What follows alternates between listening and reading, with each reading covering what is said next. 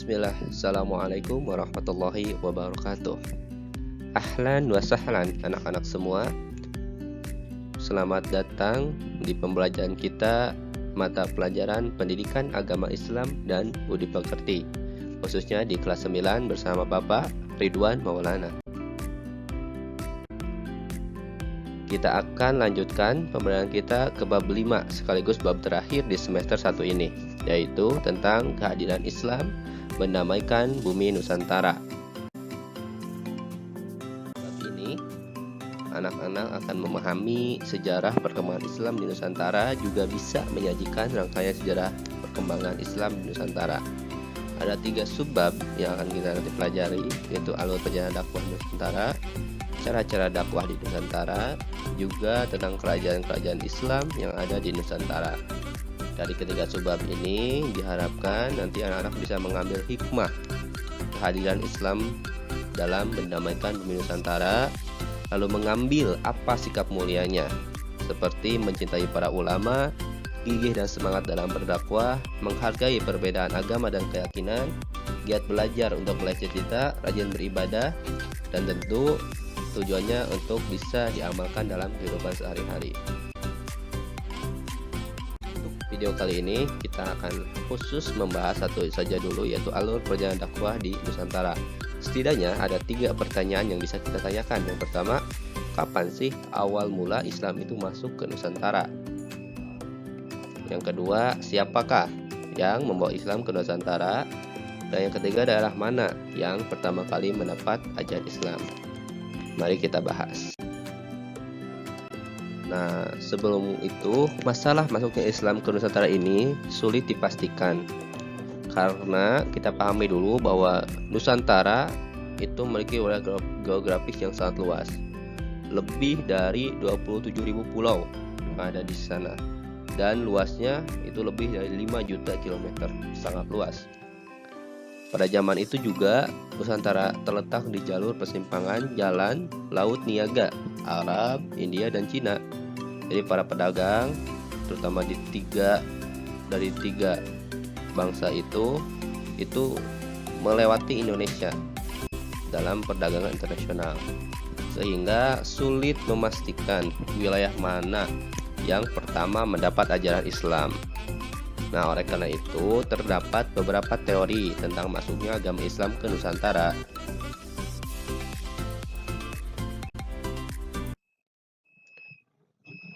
Ini dikemukakan oleh beberapa tokoh. Setidaknya kita akan pelajari ada 4 teori masuknya Islam ke Nusantara: teori Mekah, teori Guzarat, teori Persia, juga teori Cina. Ya. Itu teori Mekah. Ini disampaikan oleh Profesor Dr. Buya Hamka, seorang ulama Indonesia, juga sejarawan, sastrawan Indonesia, yang menyampaikan bahwa Islam itu masuk dari Mekah langsung atau dari Arab, terjadi pada abad pertama Hijriah atau abad ke-7 Masehi. Nah, para pedagang ini dari Timur Tengah memiliki misi dagang dan juga dakwah sekaligus. Bahkan memang motivasi dakwah yang menjadi pendorong utama mereka datang ke Nusantara. Nah, nanti di antara para pedagang itu banyak juga orang-orang Arab yang adalah keturunan Nabi Muhammad SAW, yang nantinya mereka menggunakan gelar Syahid atau Syarif di depan namanya. Kalau hari ini juga banyak yang menggunakan gelar Habib, itu adalah punya keturunan dari Nabi Muhammad SAW. Nah, karena menurut para ahli sejarah juga jalur perdagangan antara Indonesia dan Arab ini memang telah berlangsung jauh sebelum Masehi. Nah, Profesor Dr. Buya Hamka itu dalam seminar masuknya Islam ke Indonesia di Medan pada tahun 1963 itu beliau lebih mengutamakan datanya dari mana? Dari berita Cina di dinasti Tang. Nah, di sana dituturkan bahwa ditemui ada daerah hunian pedagang Arab Islam di pantai barat Sumatera pada abad ke-7 Masehi. Maka dapat disimpulkan bahwa Islam itu masuk dari daerah asalnya, yaitu Arab, dibawa oleh para pedagang Adapun adanya nanti misalkan teori lain di adanya kesultanan di abad ke-13 itu bukan awal masuk agama Islam, melainkan sudah perkembangan agama Islam. Karena awal masuknya tidak mungkin langsung mendirikan sebuah kerajaan. Itu teori Mekah. Teori yang kedua yaitu teori Gujarat. Nah, kita perlu tahu dulu Gujarat itu adalah sebuah wilayah di India bagian barat, ya, berdekatan dengan Laut Arab. Jadi India yang paling dekat dengan Arab. Nah, teori Gujarat ini disampaikan oleh Profesor Dr. Snoek Horhonch. Ini adalah sejarawan orientalis dari Belanda yang mengatakan bahwa proses kedatangan Islam ke Indonesia itu berasal dari Gujarat dan terjadinya pada abad ke-7 Hijriah atau abad ke-13 Masehi. Nah, buktinya katanya itu dari dilihatnya batu nisan Raja Malik As-Soleh yang berangkakan tahun 1297 atau abad ke-13 ya, yang mempunyai ciri itu seperti batu nisan yang berasal dari Gujarat, jadi mirip batu nisannya. Nah, menurut teori ini juga orang-orang Arab yang bermadzhab Syafi'i itu telah bermukim di Gujarat dan Malabar itu sejak awal Hijriah, abad pertama Hijriah atau 7 Masehi. Namun nanti yang menyebarkannya ke Indonesia itu bukan orang Arab itu, tapi adalah orang-orang atau pedagang-pedagang Gujarat yang telah meluk Islam dan pergi berdagang ke Nusantara. Karena menurutnya orang Gujarat itu lebih awal membuka hubungan dagang dengan Indonesia dibanding dengan pedagang Arab. Nah, menurut Profesor Dr. Snoek Horhonch ini juga Islam itu tidak mungkin masuk ke Nusantara langsung dari Arab tanpa melalui ajaran tasawuf yang berkembang di India.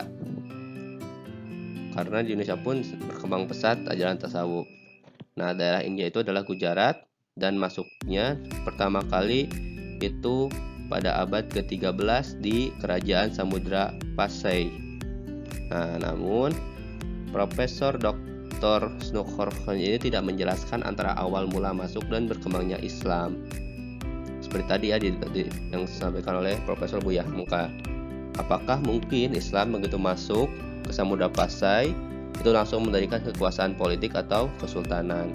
Nah, dalam teori ini tidak dijelaskan antara kapan awal mulanya masuk dengan berdirinya Kerajaan Samudra Pasai.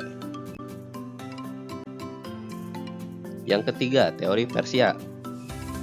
Nah, Persia ini daerah, kalau sekarang itu negara Iran dan sekitarnya. Mengatakan bahwa proses kedatangan Islam ke Indonesia itu berasal dari daerah Persia atau Parsi pada abad ke-11 Hijriah. Buktinya atau datanya ini didasarkan pada batu nisan Fatimah binti Maimun yang ada di daerah Leran Gresik yang bertuliskan tahun 1082 abad ke-11 ya.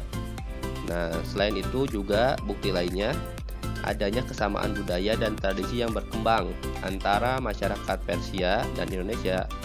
Seperti misalnya tradisi merayakan 10 Muharram atau Asyura sebagai hari suci kaum Syiah atas kematian Husain bin Ali atau cucu Nabi Muhammad SAW. Di Indonesia juga ada berkembang dalam misalnya tradisi Tabut di Pariaman di Sumatera Barat. Selain itu, ada juga kesamaan pada sistem mengeja membaca huruf Al-Quran, terutama di daerah Jawa Barat. Kalau orang-orang Arab kan bilang harokat itu ada fathah, kasroh, domah. Nah, kalau Persia itu bilangnya ada jabar, JRPS, mirip dengan juga yang berkembang di daerah Jawa Barat menggunakan sistem jabar JRPS. Itu bukti-buktinya. Ada teori Cina oleh salah satunya Dr. Slamet Mulyana. Menurut teori ini, proses kedatangan Islam ke Indonesia, khususnya di tanah Jawa, itu berasal dari para pedagang Cina. Nah, mereka telah berhubungan dagang dengan penduduk Indonesia jauh sebelum Islam dikenal di Indonesia, yakni sejak zaman Hindu-Buddha.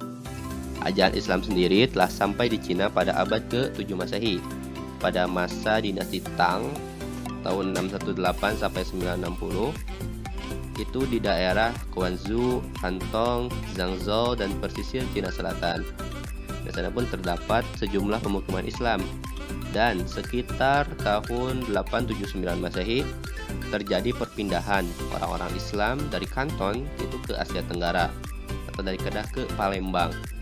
Nah, selain itu sebagai pembuktian teori Cina ini itu juga bertolak dari sebuah kronik Kelenteng Sampokong yang menuturkan bahwa raja Islam pertama di Jawa, yakni Raden Patah dari Bintaro Demak, merupakan keturunan Cina. Ibunya juga disebutkan berasal dari Kampa atau Cina bagian selatan, sekarang termasuk Vietnam. Nah, bukti lainnya juga adalah adanya masjid-masjid tua yang bisa kita lihat banyak di Indonesia, terutama di Pulau Jawa, itu memiliki nilai arsitektur Cina atau Tiongkok. Juga ada bukti bahwa pelabuhan-pelabuhan penting seperti di Gresik, misalnya menurut catatan Cina itu diduduki pertama kali oleh para pelaut dan pedagang Cina. Itu kesimpulannya. Anak-anak, apa yang bisa kita simpulkan dari teori-teori di atas? Kesimpulan tentang alur perjalanan dakwah di Nusantara itu Islam masuk ke Indonesia dengan cara yang damai melalui perdagangan. Kalau kita juga lihat sejarah-sejarah bangsa lain, misalkan Islam masuk ke Persia, ke Afrika, itu juga ada yang masuk lewat penaklukan. Tapi ke Indonesia itu dengan jalan perdagangan dengan cara yang damai. Jadi kesimpulannya yang pertama, siapa yang membawa Islam ke Indonesia adalah para pedagang mayoritas.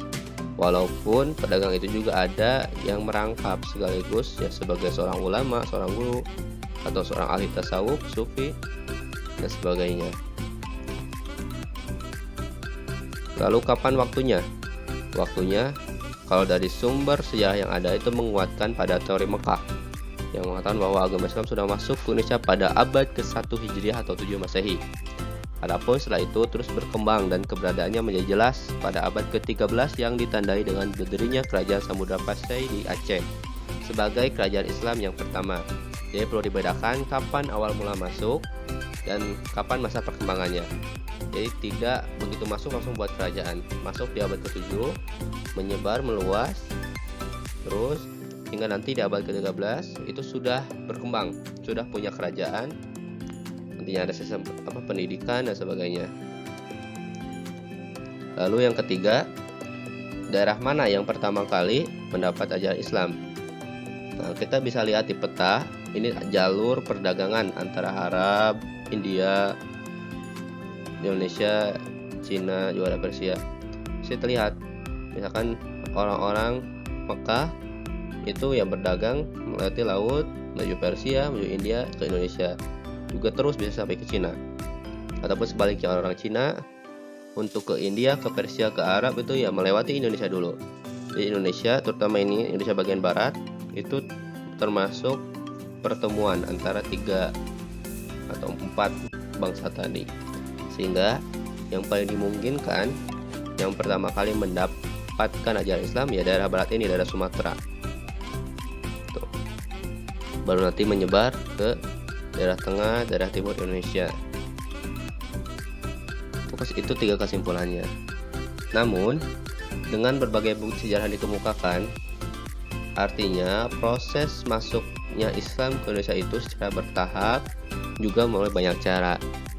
Dan dari beberapa sumber, bukan hanya dari Arab semata tadi ya, tapi juga ada dari Gujarat, Persia, dan Cina, didukung dengan bukti-bukti yang sudah disampaikan tadi.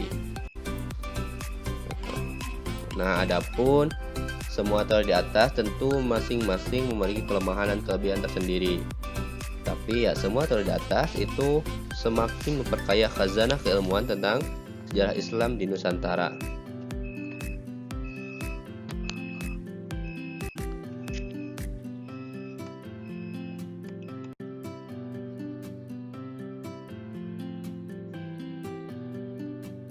Alhamdulillahirrabbilalamin.